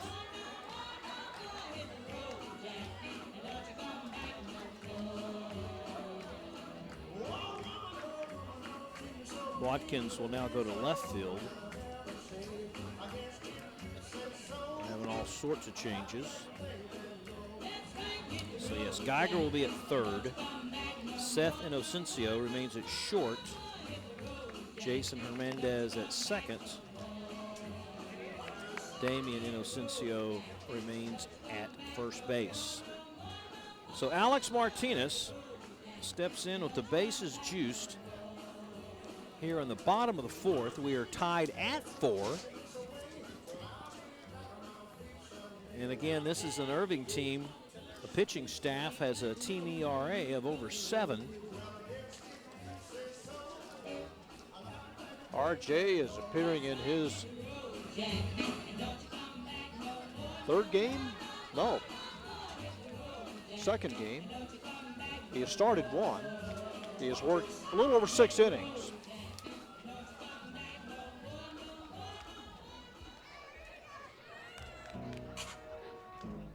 So seldom used, but at a 4.4 ERA, one of the 2 lowest next to Bartlett, who is the center fielder. Well, let's see how aggressive Alex will be at the plate. Batting .275, coming in with 7 RBIs. Striking out just 5 times or 6 times and walking just 5, so he makes contact. Irving looking for the twin killing, or at least just an out. Corners are in just a little bit, the middle deep in double play depth. First offering bounces to the catcher. Ramos does a good job of keeping that in front of him. Just when he thought the Irving Tigers were in control and just zipping on along at a 4-0 pace, the Vikings have come alive here in the bottom of the fourth. That too low and in the dirt. RJ asked to come on and try to put out the fire. Pressure's on him. It's just 1 out here in the 4th inning. Ground ball could go a long ways to help the Tigers this inning. Martinez again with that left leg really cocked toward the third baseline, and that came pretty close to hitting him. But it didn't, and now the count is in Martinez's favor, 3-0. What will the Nimitz coaching staff go for? Are they going to have him take it? Number 2 hitter, has good power. A walk could give the Vikings the lead. And ball 4, and it does. Run charge to Watkins. He's now given up 5.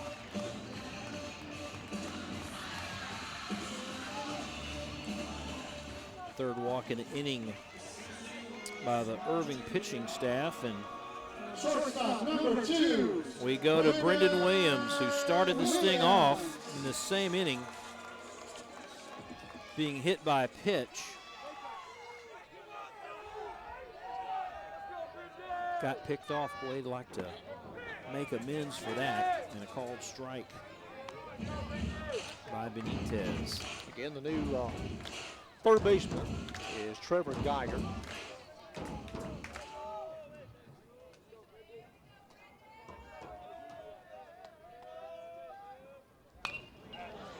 Nice pitch on the outside corner.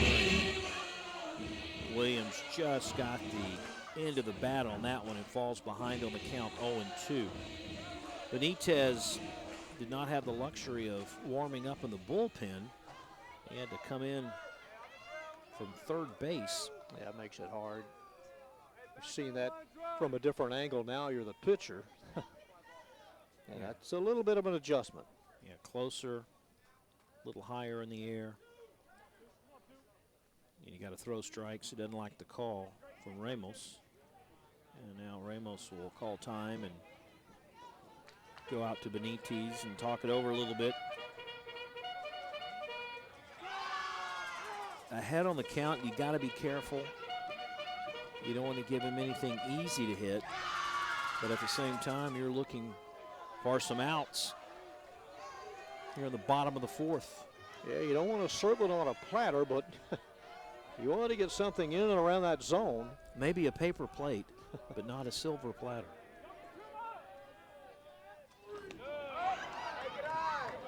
Now we've seen a few pitches like that, low in the dirt.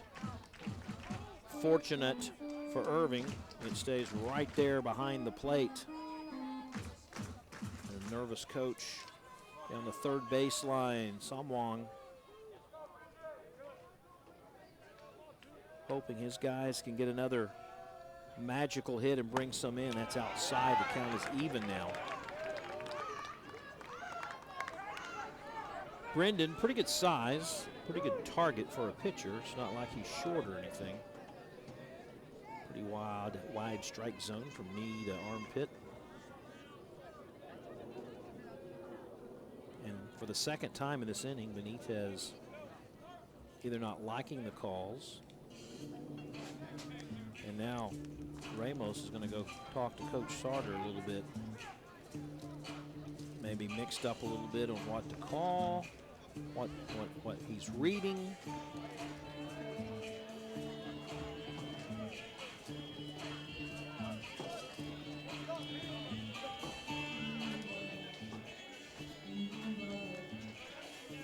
Matt knows what it's like to pitch.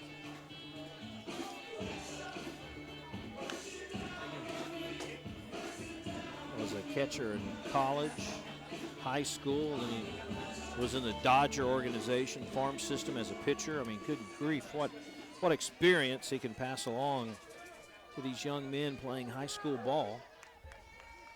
Be a sponge, fellas, absorb it all. The 2-2, a little high, got away from him. So here is Brendan Williams, who fell behind in the count, 0-2. Now all of a sudden, the count is level. They've already walked one run in. Could walk another in. If you're Williams, are you aggressive? Yes, pops it straight up down the first baseline. Insicencio is there and reached over at the last minute to make the catch. Williams thought he had a good pitch to hit. Came up a little shy, and that was a big out for the Irving Tigers. And now Jacob Castro, who singled just in this inning and scored or his pinch runner did. Manny Rodriguez scored the game's first run for Nimitz.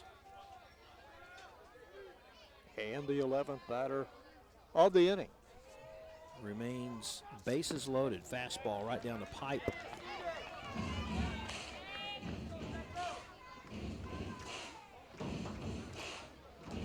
Nimitz had been on top through 3.5. But the bottom of the fourth has been a revival. Popped up high. Third base line, and hits the top of the dugout.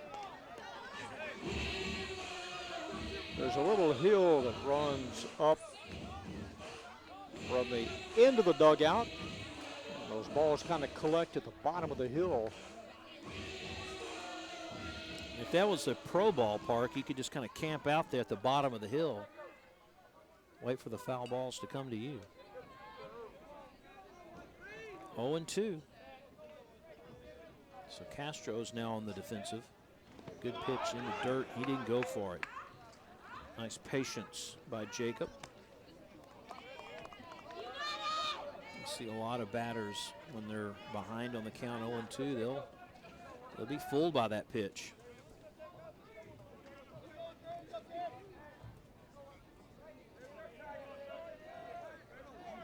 Benitez trying to stop the bleeding. That one in the dirt. Didn't follow through. He kind of short-armed that delivery. Just kind of stiff-legged on the last throw. Watch the ball hit right in front of the plate. And Brandon Ross is on deck. The guy's 2 for 2, hit the ball really well earlier in this inning. He'd love to get up with the bases loaded. Ball hit high in the infield. Runners will take off. Inocencio is there for the putout. But not until the Nimitz Vikings put 5 on the board and have come back after 4 to take a 1-run lead. 5-4 Vikings, back with the 5th after this.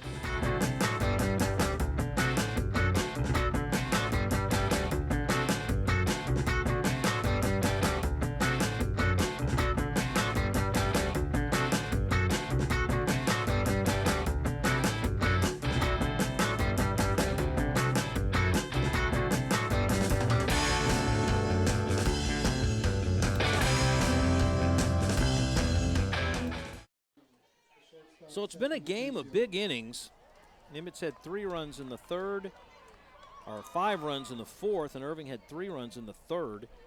And to take us home, John Nelson. All right, on the first pitch, served to Seth Inocencio. He rams one into center field. His first hit of the game and the 4th overall for the Irving Tigers. Leadoff single to begin this top of the 5th. The Viking fans into it now. Their team scoring 5 runs that last inning, a lead change, and Montevious gives up a leadoff single. 3rd hit he is allowed, and here's Ryan Bartlett, the center fielder. Shows bunt and got the toe of Jacob Castro. Hit him right on the foot as it went straight down. Our last week's softball game against Nimitz and MacArthur, the home plate umpire took a beating. Got hit like 3 times. Let's watch this one again as he tried to fake the bunt. I think that one hit got both of them. Yeah, hit the umpire and the catcher. Well, we've washed our hands clean of that game last week. Yeah, we were trying to forget it. Sorry. That one stays outside. Umpire looks a little wheezy there on that. He's shaking his head a little Yeah. bit. I think we're going to see some more runs before this game's over with. What do you think? 5-4. Is it enough? He shows bunt, throw to first, and the swipe tag not there. Brandon Ross, the first baseman. Castro was throwing some bullets in warm-ups to all 3 bases. Not one lob amongst them. No, there wasn't. Yeah. Bartlett will walk to the dugout for Nimitz pitching tonight. Strikeout number 6, the second for Montevious. 1 out here, and Damian Inocencio, the batter. He's the first baseman. 0 for 1 with a walk. Swings on the first pitch and a double play ball. Brendan Williams relay throw in time and a dip of 4-6-3 double play. Not many pitches thrown by Montevious here in this 5th inning. And that'll do it for the Tigers. No runs on a hit, no errors, and nobody left. Nimitz on top, 5-4. We've seen 4 different pitchers tonight, and a nice double play ball turned by the Viking defense. Well done. Right to the second baseman, who just really, Garcia had nothing to do but just toss it to Williams, who threw a bullet to Ross. And we've seen some good plays defensively tonight. I mean, really, the only, slow thing or negative has just been all the walks that we've seen. Take the walks out of the equation. Sure, there have been a couple of times some runners have been picked off, but I contribute that more to just a nice move by a left-handed pitcher, Grant Watkins, when he was in.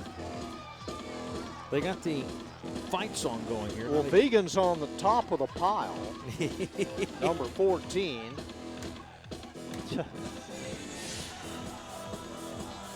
All right. Each team has turned to double play tonight. We've got the rally chant going. Well, spring break was last week, and now Just carrying on. an extended carryover. Yes. Again, the district standings, Nimitz at 1-1, the Tigers at 1-1.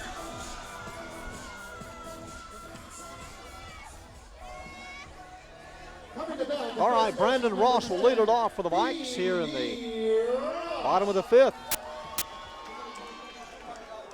A perfect 2-for-2 night, facing R.J.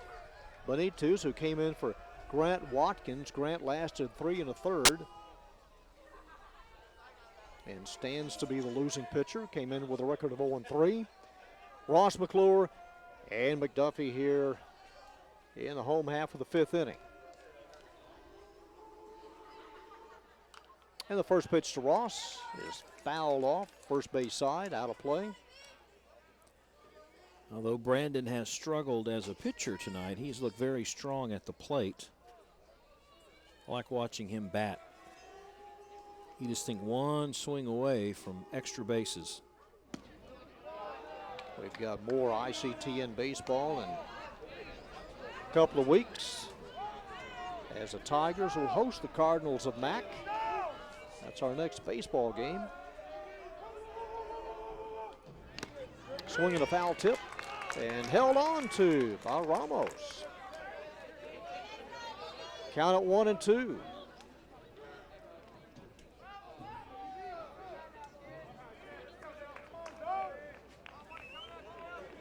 Singleton the second. Singleton scored a run in the 4th. Ran a little bit outside.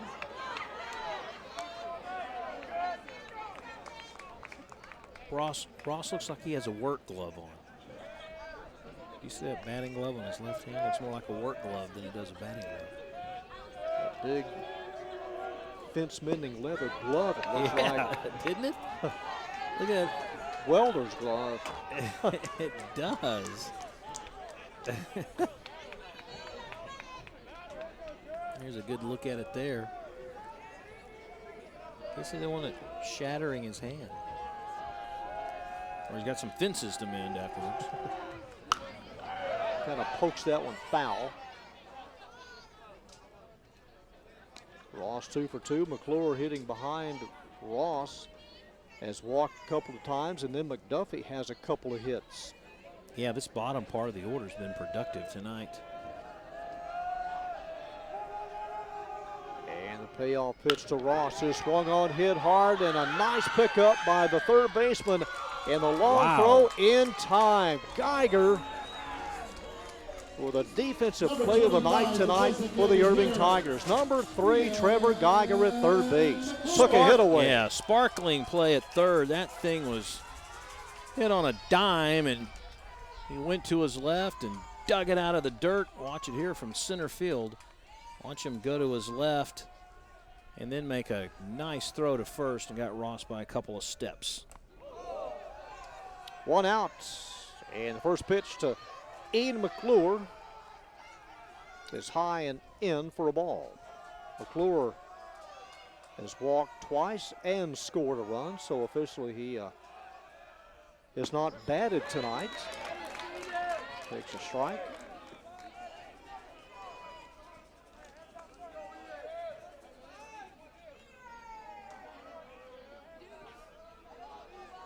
R.J. Benitez into the windup, the leg kick, and the pitch home, and drops one in. Overhand curve in there for a strike. You know, you don't expect your number 6 hitter to draw a couple of base on balls at both at bats, but some patient hitting by McClure. He's ready, and the pitch is swing and a miss. And McClure is down on strikes, and quickly 2 out. Third strikeout tonight for Irving pitching. They trail 5-4. I think that's the first time that an Irving pitcher has challenged McClure on the inside part of the plate. Well, that's where I'd pitch him. Yeah. And here's John McDuffie, the third baseman, working on a perfect night. Slaps one back to the backstop on the first pitch.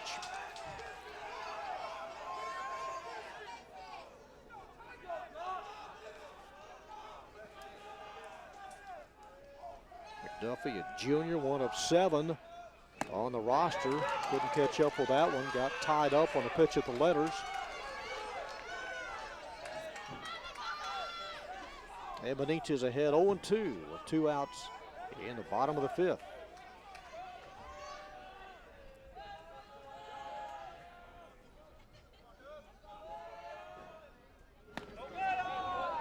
That one up a little high. Jesse Ramos had to stand up to receive it. I know pitchers that don't like their catchers to do that. You know, they think they could get a better call if the catcher stays down and just raises the hand and pull it down real quick. In between hop, Geiger fights it off, can't recover, and McDuffie beats it out. Tough ball to handle for Geiger.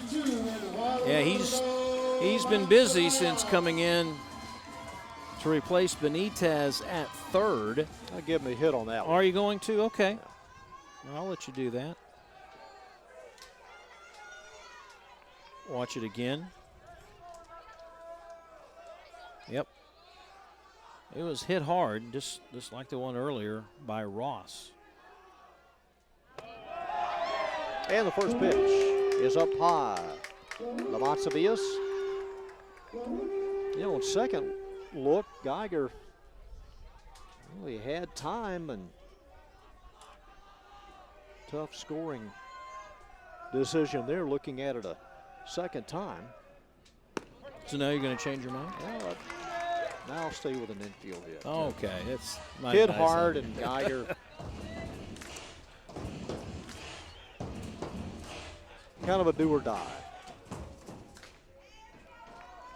Eduardo singled in a run in that 5-run fourth inning. Lays off with that pitch way up high. 2 balls and a strike with 2 outs here in the 5th. Grant Watkins gave up 8 hits and 5 runs in his stint of 3 1/3 tonight. 2-1 pitch coming, and a swing and a miss, and a healthy cut by Nimitz. Left nothing in the bag there.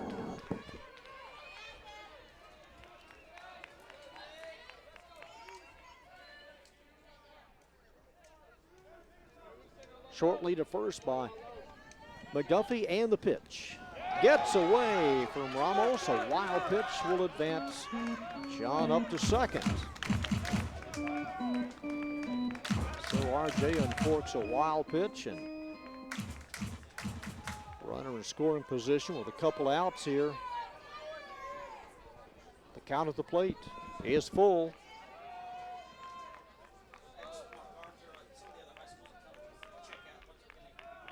Benitez looking in, a double look at second, now a third look.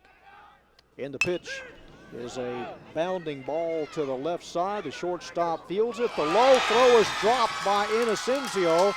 It was a low throw by Seth. I got to give him an error on that.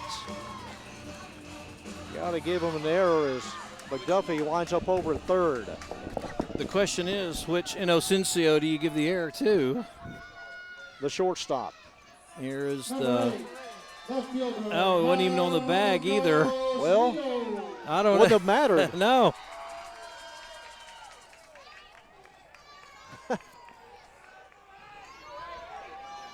And if you're Benitez, you're like, man, what do I need to do to get out of this inning?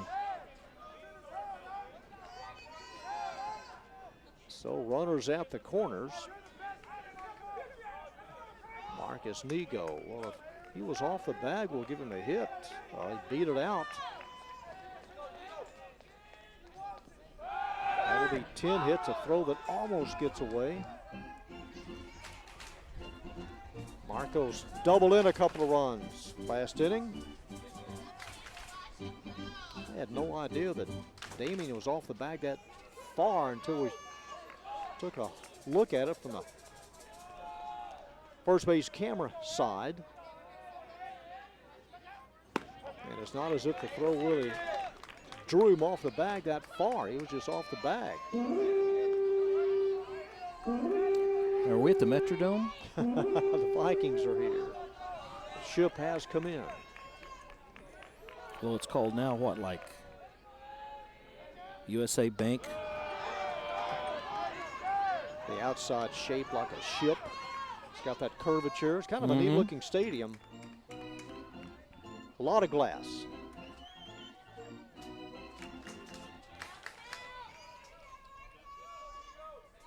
Marcus Nigo, the batter. He's a number 9 hitter.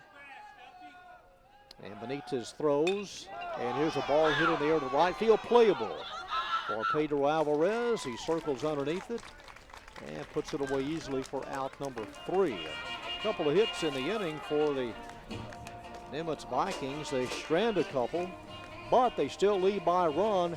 It's 5-4.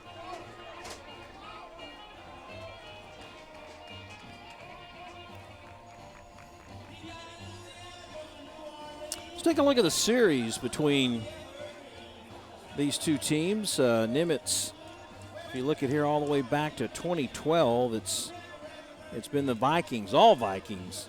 Irving finally won 5-3 in extra innings in 2016 to finish the year. Back in 2011, Tigers won pretty handily, 14-3 and 15-1. 2 shutouts within that time frame. We're not going to have that problem tonight. We'll see how Monteveus, there he is there, number 22, how he handles this inning. He got the help of a double play back in the 5th. And this will be another opportunity for Irving to get a good look at him, although it is the bottom part of their order here in the 6th inning. Yeah, the Nimitz Vikings have won 8 of the last 9 games in this series. And Grant Watkins will lead it off here on the top of the 6th. Hitters 6, 7, and 8 to face Monteveus in a 5-4 Nimitz lead. Grant has walked and struck out and swings on the first pitch and sends one foul into the night, way out of reach, first base side. Cameron Amos, the DH, next up. And then Christian Banda, the left fielder. And that pitch is a called strike. Monteveus with a high leg kick and a nice pitch, and the count 0-2. Overthrows that one outside and high. You think on the high school level too much is put into trying to make them swing at a bad pitch when you're ahead of the count? Ahead of the count, yeah. I think so. You know, you can throw strikes, you're in a rhythm. I don't know if, at this age they can come back so easily, although he did well there. And a lot of that has to do, it's only 7 innings, so you don't have those extra 2 innings. You're so used to 9 innings, but right. It does change everything. I mean, this is the latter stage of this. Is the 8th inning in a 9th inning game. Right. So that's the 3rd strikeout for Monteveus. And the DH, Cameron Amos, up for the 2nd time. He has walked and singled. Not to take anything away from the high school hitters, but it's not like the pros that can, nitpick any little thing and make you pay for it. And a lot of it depends on the makeup of the game, how things have fared the first 6 innings. You don't have many outs to play with here. I guess what I'm trying to say is just throw strikes. You don't have to, if you're 0-2, throw strikes. Because the next thing you know, we've seen it so often tonight. The guy gets, you're up 0-2, and the next thing you know, it's 3-2. The next thing you know, you've walked him. Settle back into that bad pattern. Grounded to the left side. Brendan Williams with a pick and a high throw. And coming down with it is Ross. Ross had to climb the ladder. He had the steps and came down with it. 6-3 on the putout, and the first 2 Tigers have been retired here in the 6th. Here's the play at first. It's Ross. Goes high, but the throw is right there in the vicinity. And he hit the bag before turning so he wouldn't get cleated. This one hit deep to left center field off the bat of Christian Banda. It'll plug the gap in extra bases for Banda. And he'll cruise into second with a stand-up double. Hardest hit ball tonight. And for Christian, who struck out twice swinging, this time he didn't wait on one. He swung at the very first pitch, high, right around the shoulders, the numbers. and hit it in the gap. You see it there fall right between you. And Nico in left field had to come over, and they hit the cutoff man like you're supposed to, and they keep him to just 2 bases with 2 outs. And the number 9 hitter up, the catcher, Jesse Ramos.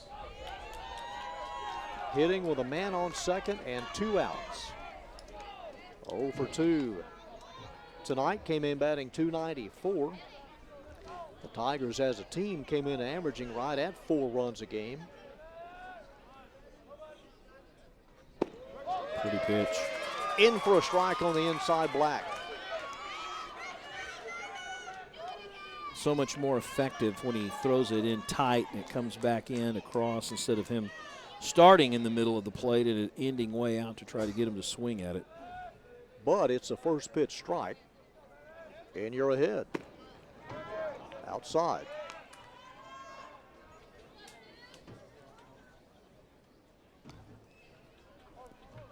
Watkins struck out. Amos grounded out to the shortstop. Banda has just doubled. Montsevias looks at second. He's coming home. And that one is close. It misses outside. And the count at 2-1.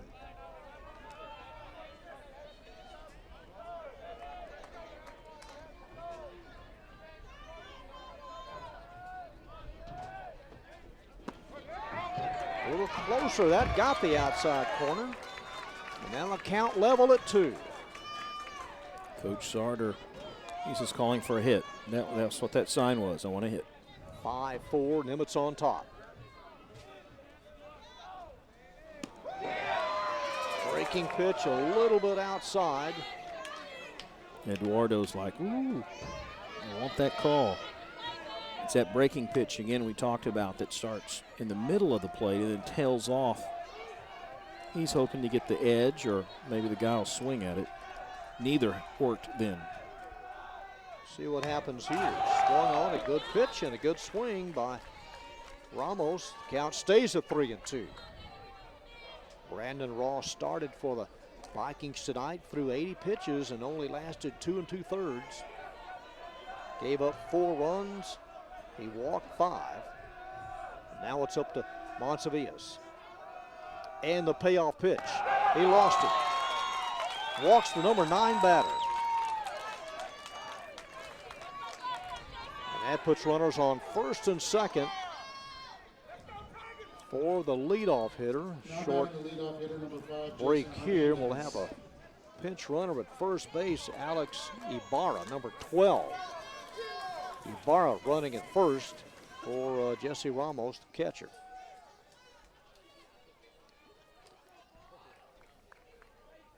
And the leadoff hitter, who doubled his last time up, Jason Hernandez, hitting with 2 on. And that curveball.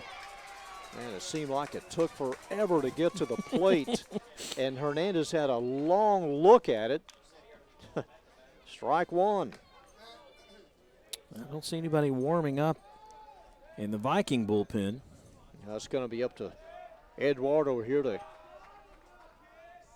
get out of this inning. A look, a turn, a throw, and not far off of the bag at all with Banda. Yeah, he had, what, maybe 3 steps, if that much, off the bag at second. Pretty close. Jason, the second baseman, that double in the 4th gave him 12 hits for the year. That one over, but high. Across the plate, but a little bit high.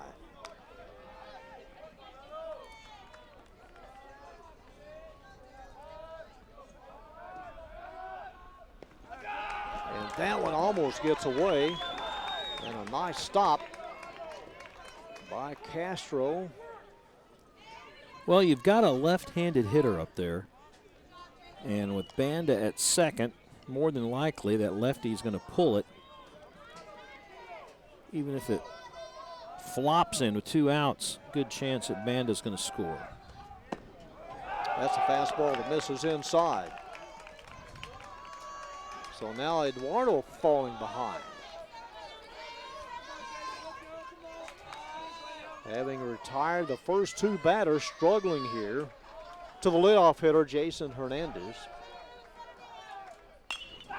Line drive to left field, coming on, and catching up with it is Nigo.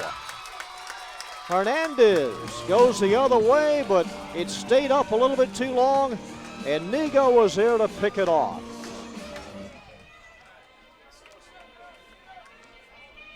For the Tigers, in the top of the sixth, no runs on a hit. They strand two, and it is still a one-run game, 5-4 in favor of Nimitz. Watch the replay. Nico, the left fielder, coming into your screen from right to left. Got a good jump on the ball, didn't have to dive or anything, and used his closing speed to end the inning. We've seen some pretty good plays tonight defensively. This district this year, I really haven't seen a team that has grabbed my attention as the team to beat per se. I mean, you got Nimitz in the running so far, but I'm looking at their overall record coming into this series, and no one really just, you've got the Warriors at 10-7-1 overall, Cedar Hill at 10-5-1 overall. Everyone else has a losing record overall coming into 7-6A play as you take a look at just the district standings, but overall, just trying to size up the competition per se, and maybe the two teams that are leading right now just based on their overall record, would be the teams to beat. But there's a lot of leeway, I think, between third and fourth, and it could be anybody's chance and opportunity to make postseason.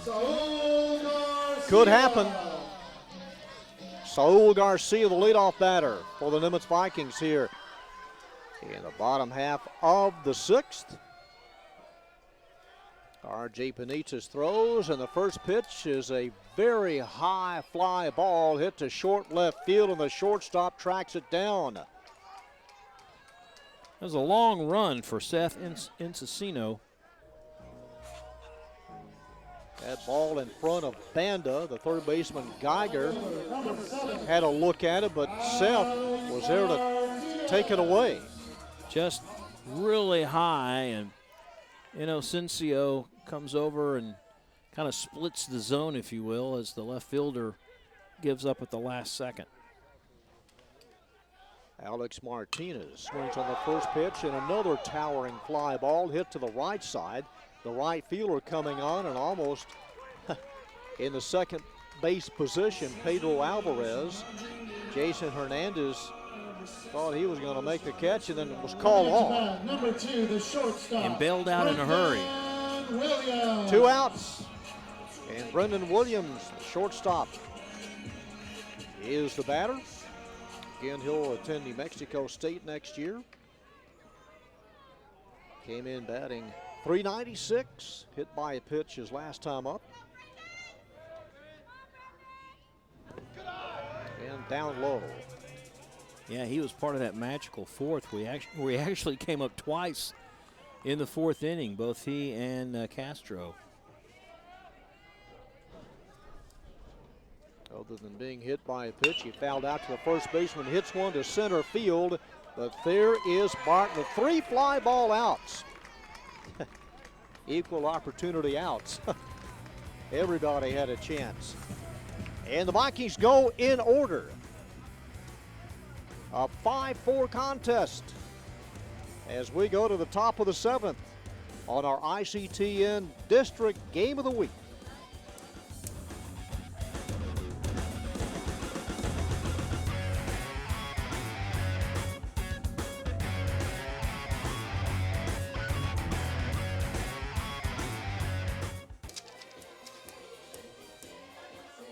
Top of the 7th, and for the Tigers, it will be hitters 2, 3, and 4. Down a run. Eduardo Monsivius with a chance to end it here, and R.J. Benitez, the pitcher, will lead it off. R.J. fouled out to the right fielder his last time up. And the first pitch is up high. Benitez, Seth Inocencio, and then Bartlett.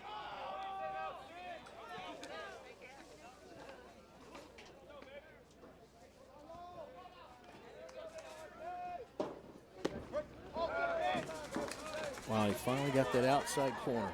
Pitch a call strike.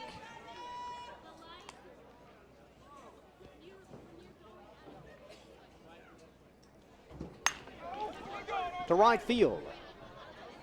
Room for Martinez. Alex makes the catch, and the Tigers are down to their last 2 outs. We've seen a flurry of fly ball outs the last 6 hitters. And here's Seth Inocencio, the shortstop.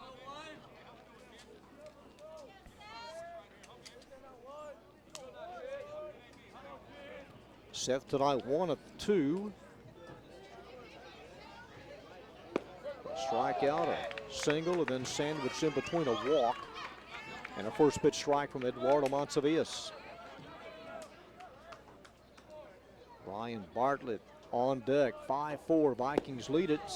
Pitch down just above the ankles of Inocencio. So the Tigers, with a run in the first, 3 more in the third.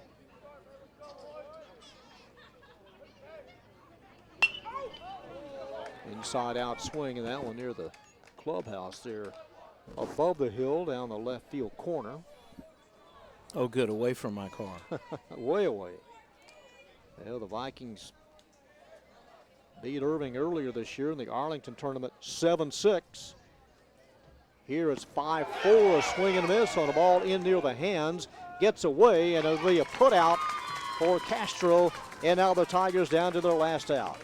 Castro had to really separate himself from the runner and find a throwing lane. Usually you'll see the first baseman kind of go in foul territory. That wasn't the case because the ball had to come out so far, and he came out more toward the pitcher, but had him by a good step. That was the 4th strikeout for Montevious, and it's up to Ryan Bartlett, the center fielder.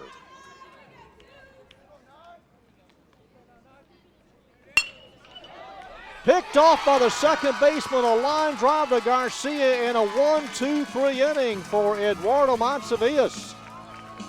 Comes in and does the job. And the Vikings win it 5-4 in the first of 2 games this year against their crosstown rival. Nimitz now goes to 2-1 in district play. The Tigers fall to 1-2. Did it indeed. I think that is, there's 1 or 2 keys tonight. Eduardo Montevious comes in and just extinguishes the offensive flames by Irving and does the job as a pitcher in relief. And of course that big 5-run 4th inning by the Vikings, and they held on to win 5-4 here at the Shipyard. All right, Rob, nice job. As always, a 1-run contest tonight. The Vikings now overall with their 8th win. They win at 5-4. Our thanks to both coaches, everyone here at Nimitz High School, our award-winning ICTN production crew. For Rob Willman, this is John Nelson. Once again, our final score, Nimitz 5, Irving 4 on our ICTN District Game of the Week.